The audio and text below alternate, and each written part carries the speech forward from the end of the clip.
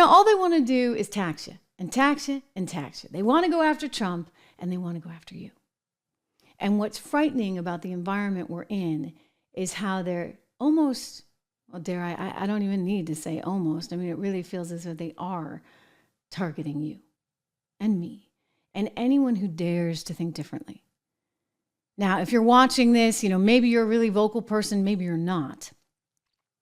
If you're really vocal, you're going to have trouble, right? If you tweet something that they don't like, the establishment don't like, you actually could be in jeopardy of losing your job.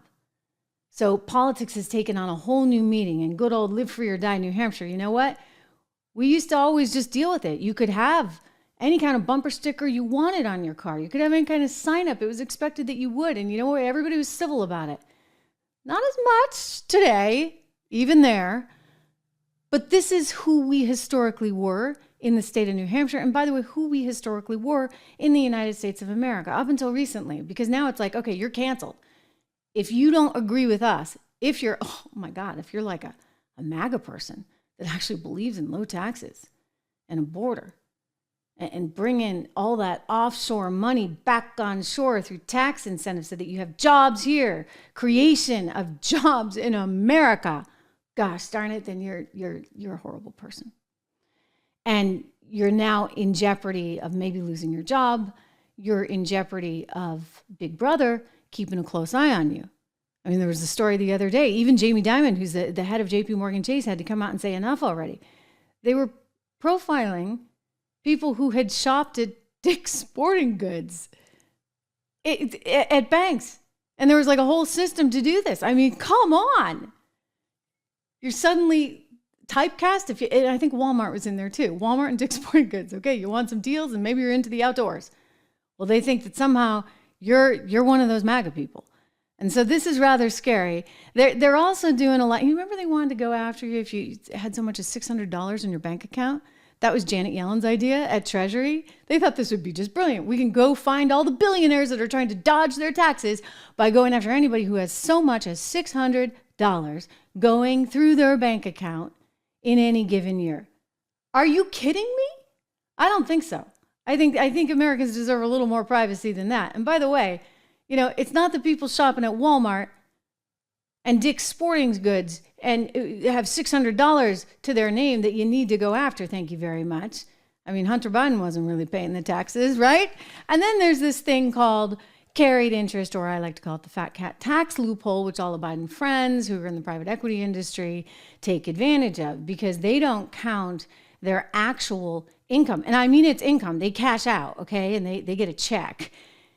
And they get a check and they say, well, this was my investment. It's not. It's their income. They get a portion of whatever deal they do. It's literally income. But they're saying, okay, now we're going to go after anything that's on paper. So Donald Trump, oh, look at this. You made $3.5 billion in your IPO of Truth Social, or your SPAC deal with DWAC and Trump Media. Okay, $3.5 billion. Well, even if you don't sell those shares, Donald, we're going to take our percentage of them. That's what they want to do. So, hey, you know what? You've got a house. You think it's worth $200,000. Maybe Letitia thinks it's worth $500,000. That's her being more generous because you see it's going to help her in this environment. Bear with me, okay? So you got a house that's worth $200,000. Letitia and company, they say, no, we think it's worth $500,000. Well, now they're going to want you to pay the tax bill on the full $500,000. They're deciding what it's worth, as opposed to you knowing it's worth. So that would actually work in a different way. She'd want to inflate the value so she could get you to pay more tax. This is Senator Wyden talking to Janet Yellen, our Treasury Secretary. They're trying to scheme together ways to get the billionaires to pay their fair share, except it's really not the billionaires they're going after. It's anyone, and I know, look, these are huge amounts of money. It's anyone with $100 million in assets. So you could be a business owner and have a business that's worth $100 million, and even though you're not going to sell your business and you're not going to realize those gains, they want to go after that business and demand their fair share. Watch this.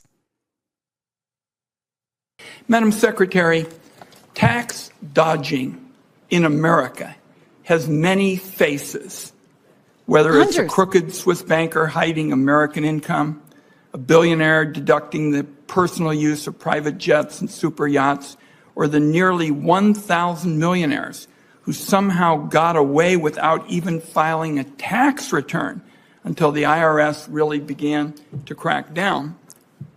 We have seen these tax dodges in a whole assortment of different strategies. The biggest loophole, as I indicated, is buy, borrow, and die.